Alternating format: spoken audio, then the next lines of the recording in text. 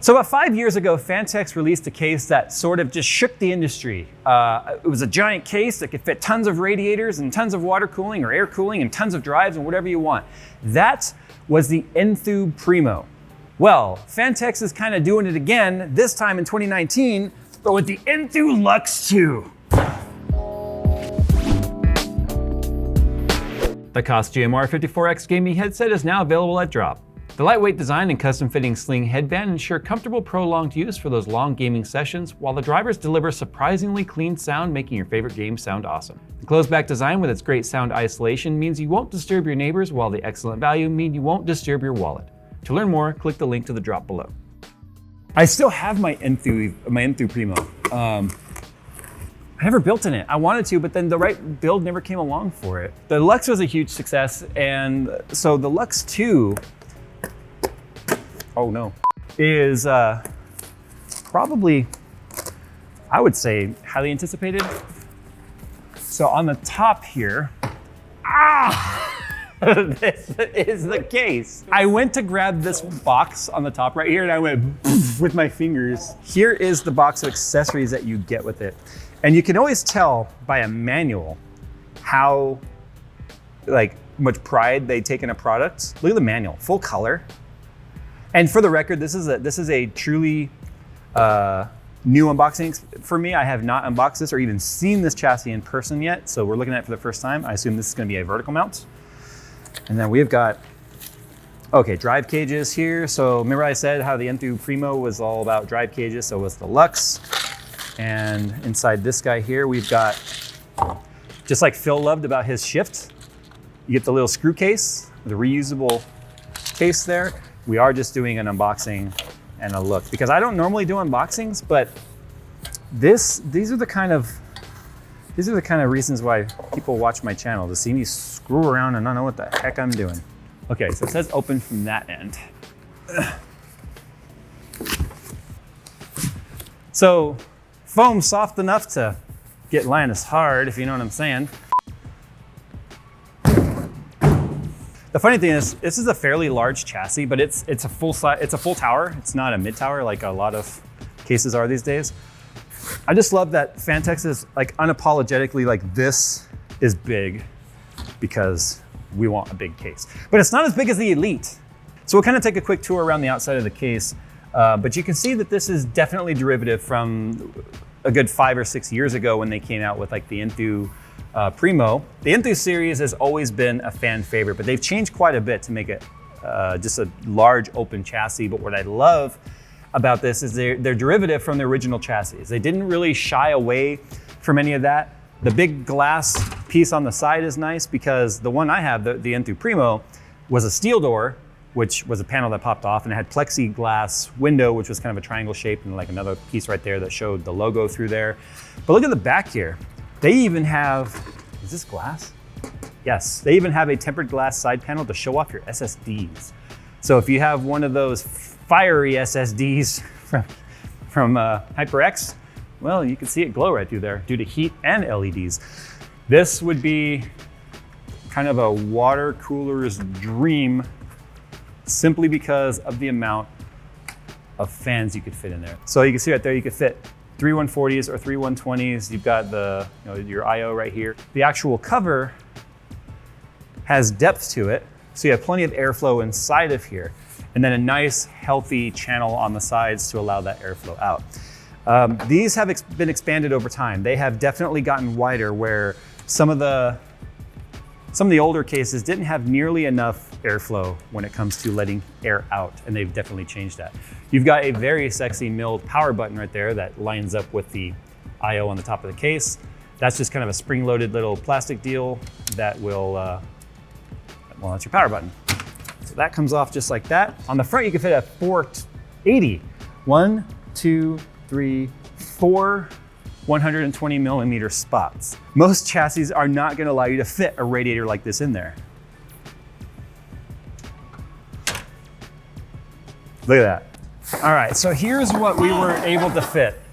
We were able to fit a 45 millimeter, 360 millimeter rad on the bottom, the same one on the top, a 45 mil thick 360 on the top, and a 30 mil thick 480 on the front. That is a lot of radiator. Holy crap, is there a lot of, okay, sorry. This is a vertical mount for the power supply. So by doing it that way, they were able to just really give you a lot more room on the bottom. Where the power supply was horizontal, it would cut into that bottom space and we wouldn't be fitting that bottom radiator. So you get a built-in fan controller, which is very reminiscent of Fantex. You've got a PWM wire right here, and you can control 5 PWM fans and 3 DC fans on there. So keeping things nice and tidy with a central place to hook up your fans, and then the wire is already ready to go. 3 SATA drive sleds here so that you can add 3 SATA SSDs or hard drives, or any 2.5 inch controller like an RGB controller or whatever.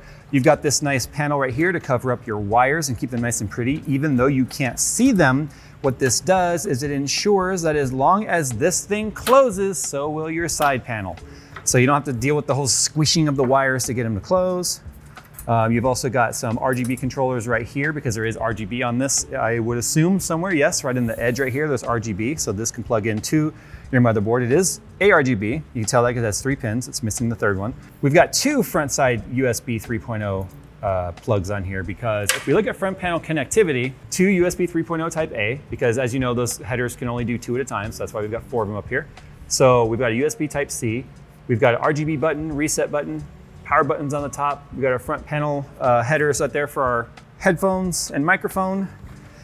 And then we've got these little panels that pop out right here, which do a couple of different things.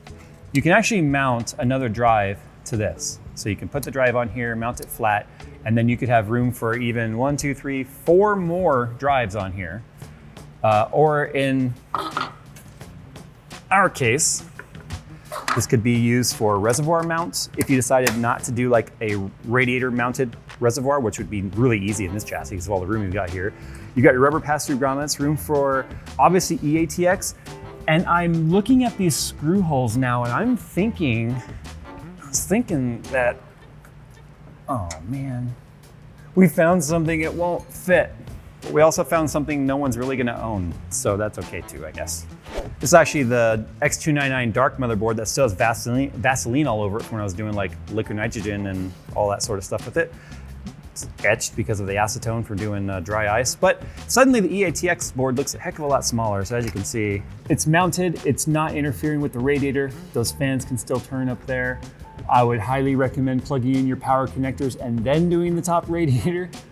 But as you can see, we got plenty of room right here with our grommets. Now, like I started to show with cable management earlier, is as I separate some of the front panel stuff, this is 12 volt power. These are for the built-in lighting and stuff. They need their own power. The fan controller obviously needs power as well. HD audio, the 2 USB 3.0s, like I said. Not only do you have this door that's designed to allow you to be able to keep everything nice and tidy. As long as this can close, you can close the side panel. You still have this small cutout here, right here. So you could run wires up to, let's say, RGB fans. You have these, look how all these cutouts you have. One here, here, one here. So you can easily run your fan wires up and through without having to deal with like one hole to try and route everything through. And then you've got a notch here, like I said, so you can run them through if you have the controller hidden somewhere back here. But it's obviously a very deep PSU shroud right here. So you could fit like even our 1600 watt massive power supply. So you could fit that no problem.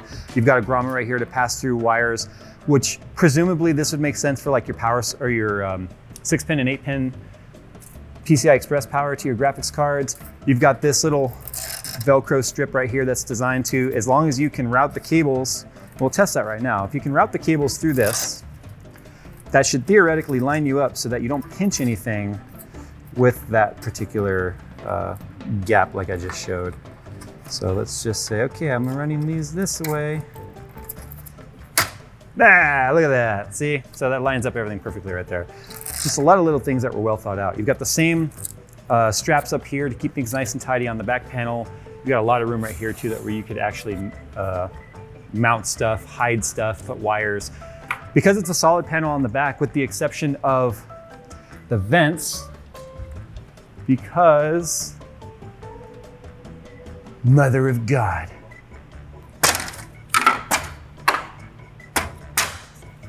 Yes, hold on.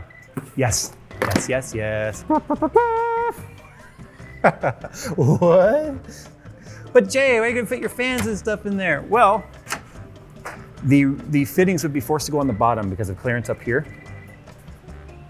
There's a fill port on the top. Ooh. Happy Jay's happy. There you go. There's the review right there. You don't even need words. Dude, what? Where have you been all my life? And if you did another 480 on the side right there, like I said, the fittings would have to go on the bottom. Otherwise, they could interfere up here. But you could totally do that. Look, that'll fit too. That closes. Holy crap! Because it's still just 30 mil. We have to build in this. You know that, right? Subscribe if you want to see him building this. Oh. So now that I've collected myself and regathered my thoughts here, the ideas are just flowing through my head. So as you can see, they include a fill port on the top that this one actually fits in right there. So you could actually have a tube running down to your reservoir all the time. So if you wanted to fill or top off your system, you do it through here. But what about draining? Oh man, draining is such a pain. Well, they got you covered because look, they've got one down there too. And then as you can see, that just fits right there on the inside next to the rad. You put the locking collar down on that. And then you run a fitting to it, because like you see it's threaded on the inside of it, right? So you just run a fitting to that. As you can see, you can run your fill port. Now these are available from all kinds of different brands. There would be your drains. You would have a dedicated tube always going to that, coming off of a T adapter or something. And then when you're ready to drain your system, just pop off the front, plug in, and I would have a valve obviously in line so I could stop the flow to it. Then there's that. Okay, wait. I didn't look at this until now. Well, remember how I said the Elite was a dual chassis system? I thought this was just vertical mount. No. I digress. This is a dual system chassis. We could literally take the build I put in your shift and put it in here, along with mine, and water cool it. This is so good it hurts.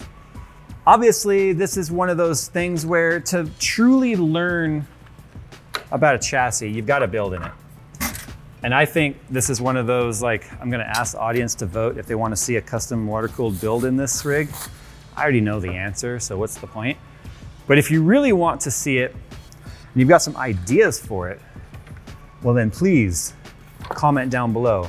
So that has been our first look and sort of a dry fitting of what you could fit in this monster. I can't think of another word for it, especially when I realized, like, wait, that's right.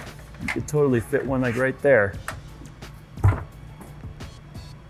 I don't even know where to start. If you guys want to know more, click the link in the description below. Thank you for Fantex for sending us this case to have a look. I don't even feel right calling it a case. It even fits a triple slot vertical mount.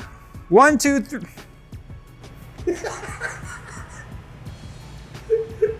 I like how you're so hyped that you're angry now. You're just yelling. It's your review. You can't handle it.